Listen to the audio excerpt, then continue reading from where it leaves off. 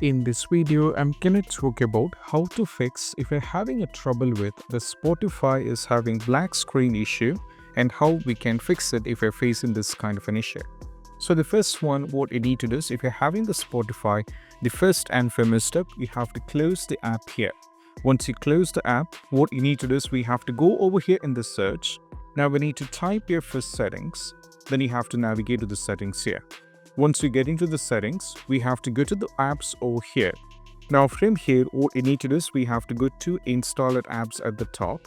Now from here, we have two methods. Either you can search here for Spotify like this, or you can scroll it down and navigate to the Spotify app. So if we go over here at the bottom, you can see this. We will be having the Spotify app here, somewhere else here. So keep scrolling down. Or if you're hard to find it out, you can just go over here at the top. Now when you go to the top, you can just navigate to the Spotify app here. Now click on the three-dot menu and from here go for uninstall option here. You can just uninstall it.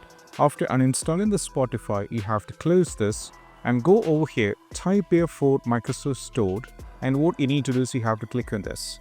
Now the Microsoft Store is actually a marketplace from where you can get all the apps, free and paid apps. Now go over here at the top and we need to search here for Spotify and you have to click on the Spotify app. And right now you can install or download the Spotify app from here. In my case, it is already installed. That is why I'm getting the open button here. But in a case, you'll be having install button from here. And once you install it back, you have to check. And most probably that's going to help you guys out. And I'll see you in the next video. Bye.